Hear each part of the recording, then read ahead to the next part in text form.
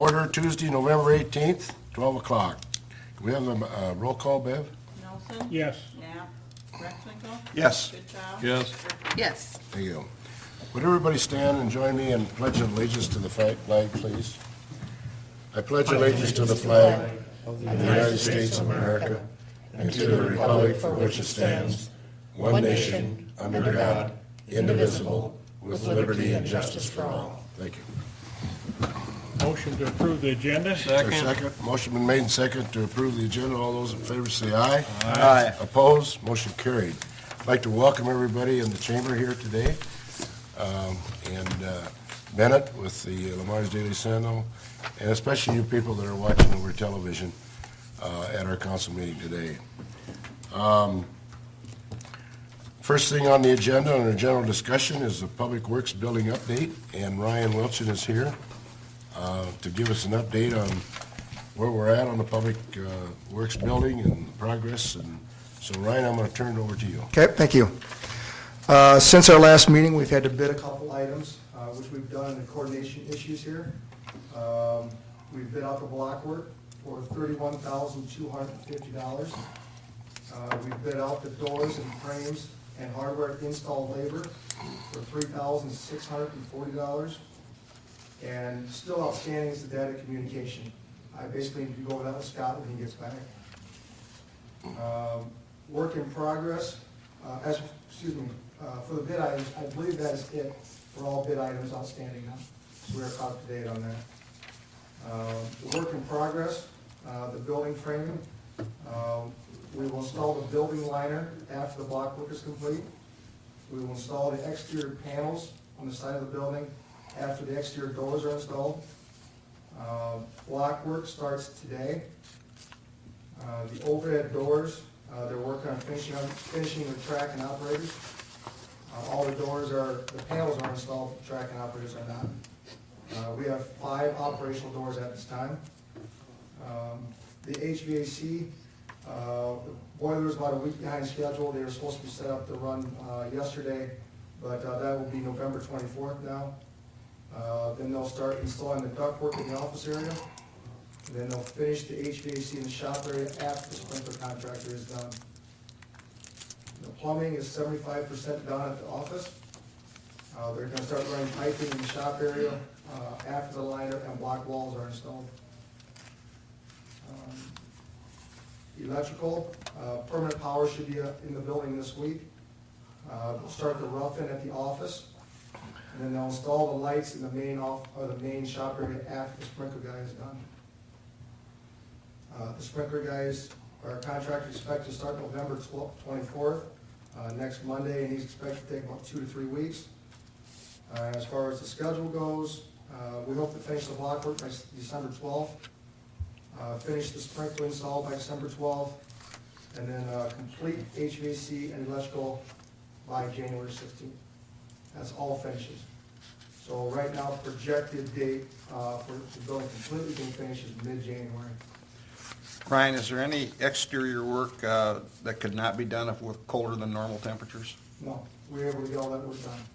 Even the exterior panels and, Yeah, the panels all can be done in the cold. Concrete work, all the dirt work, Steve and Bears Concrete did excellent job tidying that up right before the cold weather hit, so. And we were able to avoid concrete and weatherizing charges by doing that, so they did a nice job. good. Where's insulation on this, Ryan? It's complete. Is it? It was done last week. Okay. I know everything I've seen up there, I really like what it looks like, that's for darn sure. I think it looks like a pretty quality project. It is a very good building, and right now, I was telling the guys earlier that your heat is really staying in that building. We're using one heater right now, 10,000 square foot heater, and we're heating 30,000 square feet with one heater, so very, very efficient building. Sounds good. Any other questions for Ryan? Nope. Ryan, we appreciate you coming in and update us. Thanks, Ryan. Looks like things are moving, and we're gonna get her done. You bet. You bet. Okay, moving on, general discussion. Citizens, if anybody in the chamber has any questions in regarding comments, concerns, or anything like that, we ask you to step to the podium and state your name and address, and the council cannot make any decisions on that, but they're always willing to listen to see what the concerns are or the comments.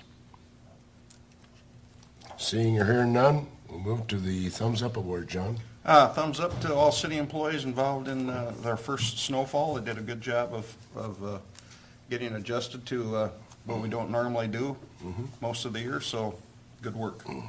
Especially over the weekend. Yes. We were out Sunday. Clark? Nothing, thank you. Yoletta? Nothing today. I'll Okay. pass, thank you. Okay. Okay, moving on to the consent items. All items listed under the consent agenda will be enacted by one motion. There will be no separate discussion on those items unless a request is made prior to the time the council votes on the motion. Today, we've got 6 of them. Approval of the November 4th, 2014 regular meeting minutes. Number 2 is a list of the bills for the period ending 11/14/14. Number 3 is a monthly financial statement for October 14th, 2014.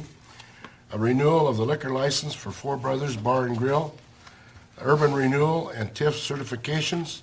Annual urban renewal state reports. And number 6 is a property insurance and liability insurance.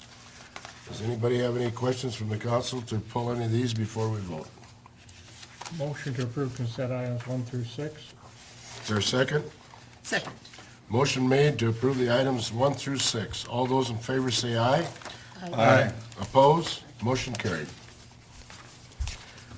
Moving on to the action items. Bev, you're going to get John on the phone?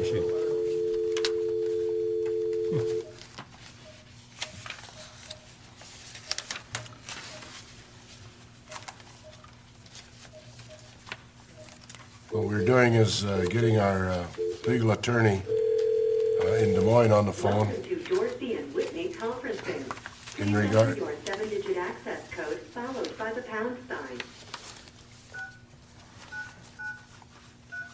In regard to the next 2 subjects that we're going to talk about here, Thank you. in the Please event that stand anybody by. has any questions. If you are the chairperson, press the star key now. He will come up and press it.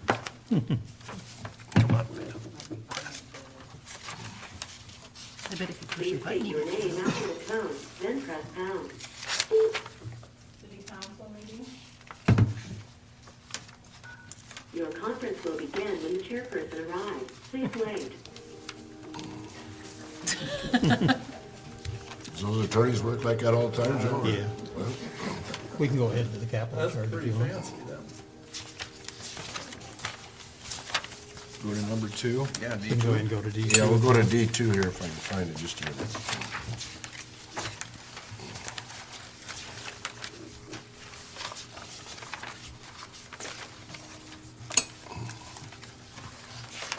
just call the lady back. Okay, let's move on to the capital charge of the new wastewater treatment plant. In December of 2012, the council amended Chapter 99 of the Code Ordinance by adopting Ordinance 908. This ordinance in Section 99.16 added a capital cost charge to pay for the construction of the new wastewater treatment plant. Monthly capital charge rates were established with the Wells Enterprises for $62,300 and Dean's Foods for $16,600. This ordinance and these rates were established before user agreements with these 2 identities were drawn up. Financing was not yet in place and the actual construction of the facility had not started. During the first 6 months of 2013, user agreements were signed, financing was put in place, and the construction began. Each of the signed user agreements contained language to allow capital charge rate to be increased should costs exceed projections, as well as not to exceed amounts. In Wells' agreement, not to exceed the amount of capital cost of $20 million, or that's $83,333 per month. The amount in the Dean's Foods agreement is not to exceed $5.1 million, or that equates to $21,250 per month. The user agreements are for the period of 20 years.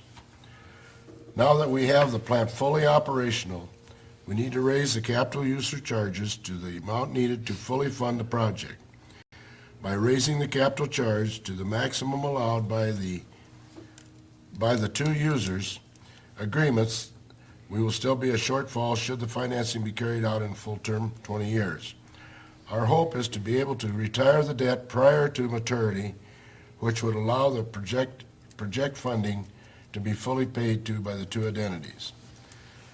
In this recommendation of the utility committee and the staff, city staff, it is the recommendation of the utility committee and the city staff to raise the capital charges to the maximum allowed by the signed user agreements. Wells Enterprises is $83,333 per month, and Dean's Foods $21,250 per month. These rates will remain in effect for a period of 20 years.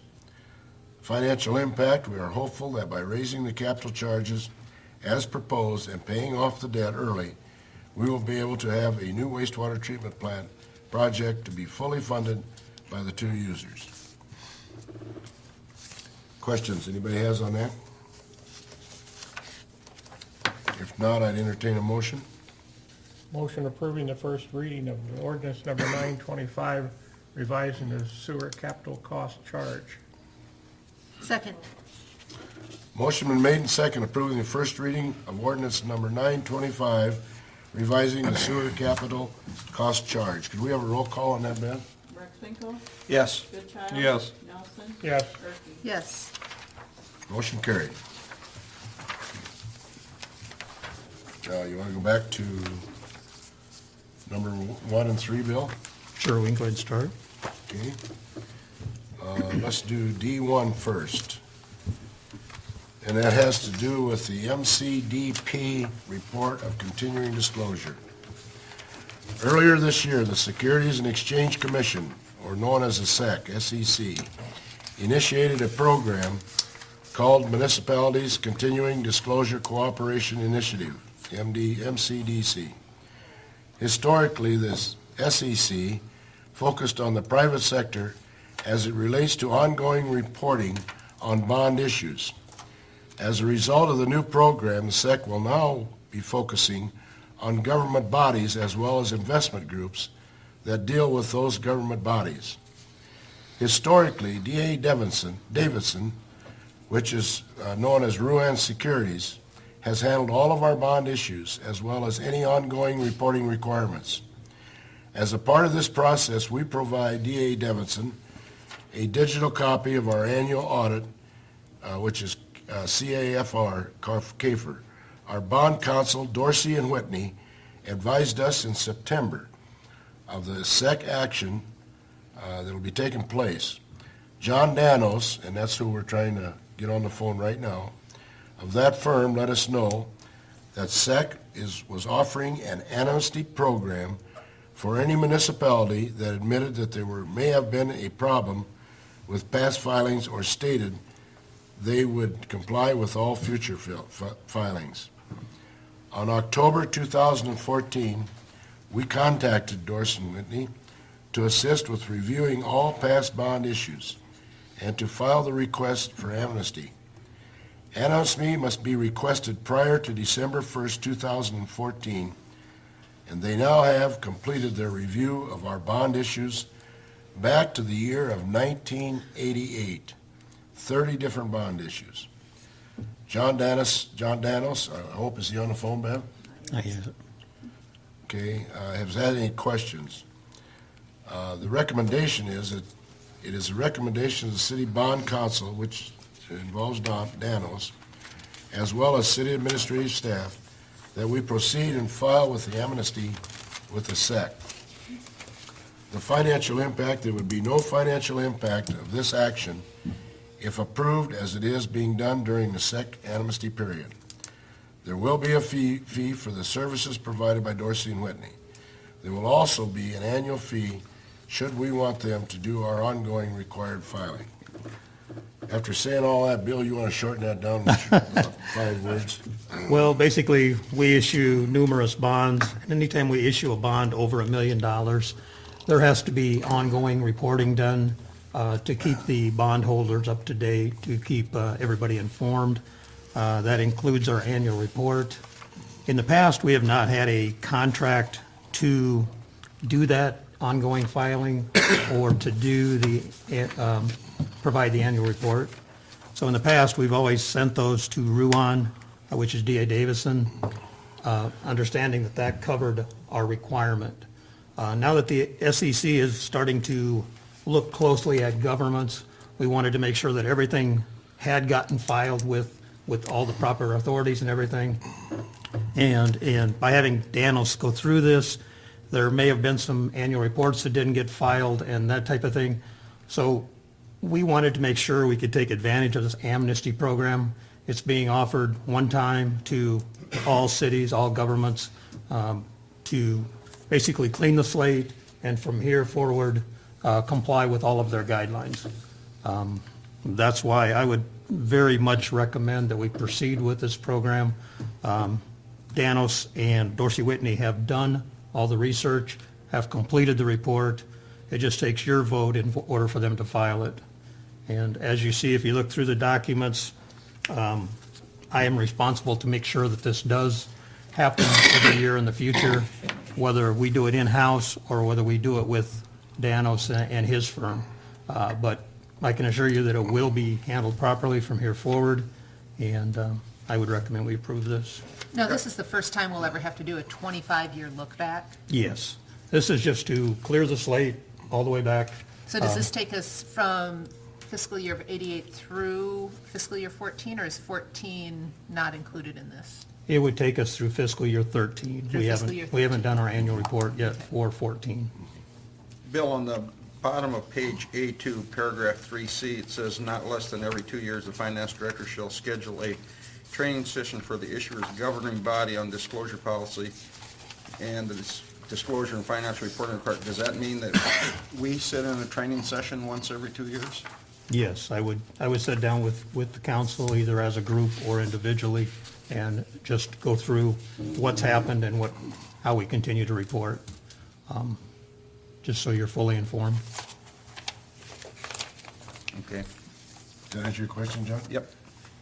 You're welcome to go ahead and, if you're ready to vote, if you have any more questions, John was just going to be available to answer any other questions. I'd make a motion to adopt Resolution 14-36, adopting policies and procedures regarding municipal securities disclosure. Is there a second? So moved. Motion made and second to adopt resolution number 14-36, adopting policies and procedures regarding municipal securities disclosure. Can we have a roll call, Bev? Erky? Yes. Nelson? Yes. Wexler? Yes. Goodchild? Motion carried. I make a motion adopting resolution number 14-37, authorizing participation in the municipality's continuing disclosure cooperation initiative. Second the motion. Motion been made and second adopting resolution number 14-37, authorizing the participation in the municipalities' continuing disclosure cooperation initiative. I have a quick question on that. Yeah. Yes, Does that imply that there's an option? there's an option to not do it. I mean, that, to me, is what the motion implies, but There not is? really. There is an option to not do it. Yes, that would be an option. I would not recommend that option. Okay, go Are ahead. we all on the same page here? Yes. Thanks for asking. Yeah. Hey, thought I'd try.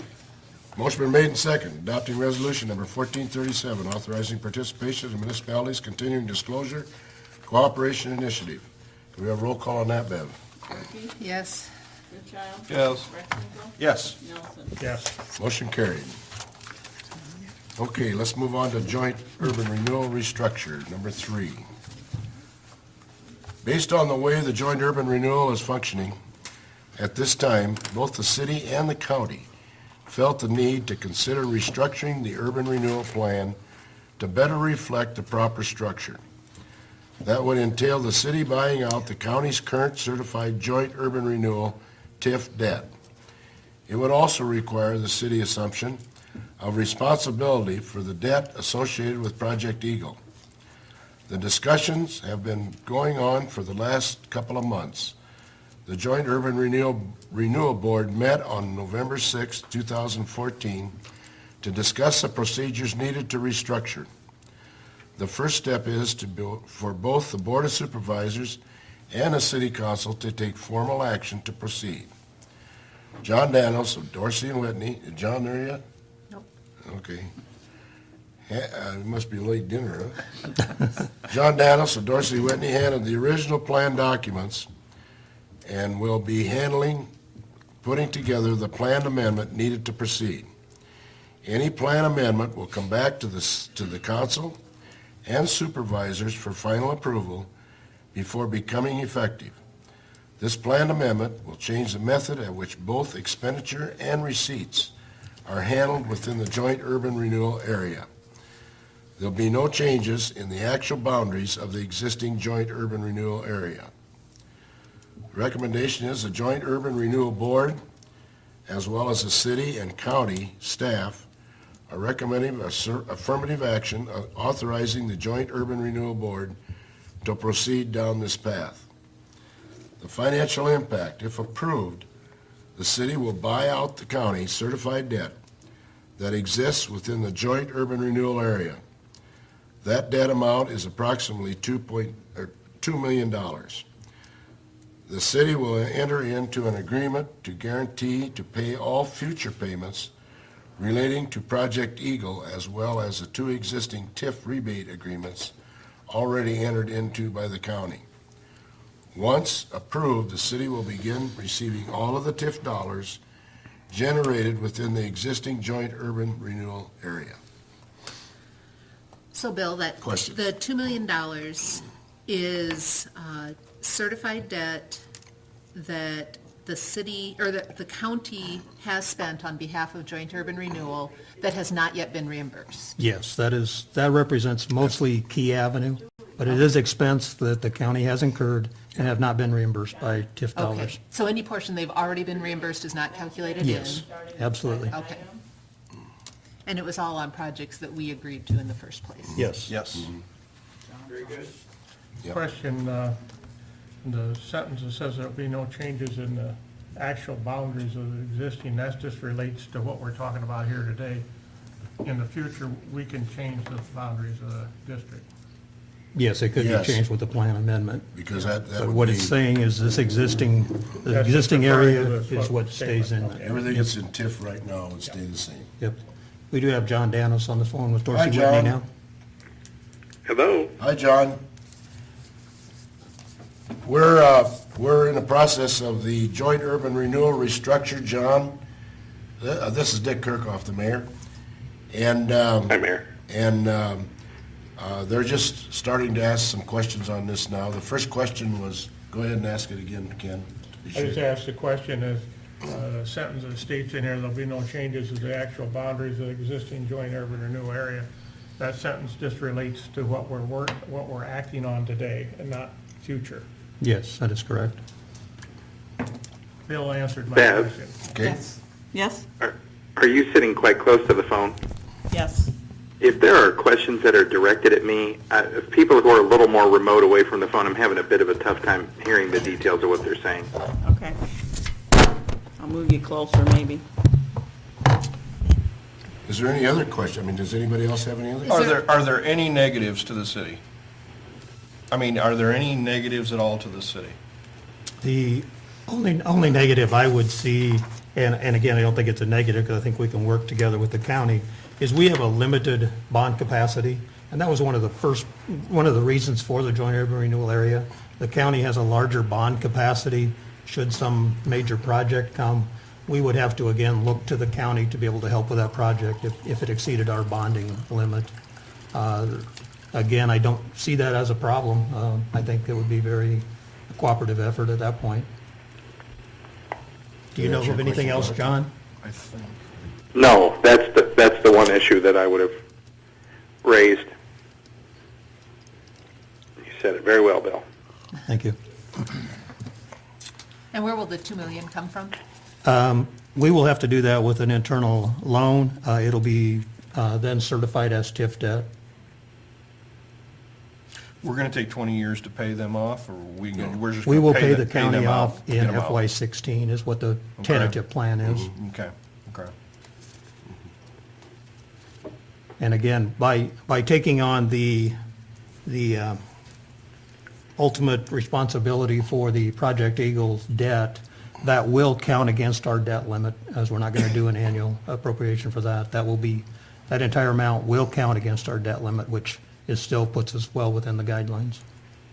So what does that leave as debt capability then? If we add that, I think we're at roughly 37% capacity. Oh, well, we're at 37%. We will still be, have. we okay. would be if we added that on. By adding them, we Right, would be at right, 37%. Right. As a member of the Joint Urban Renewal Board, I would make a motion approving the recommendation of the Joint Urban Renewal Board to work with Dorsey and Whitney to restructure the organization of the Joint Urban Renewal Area. Second.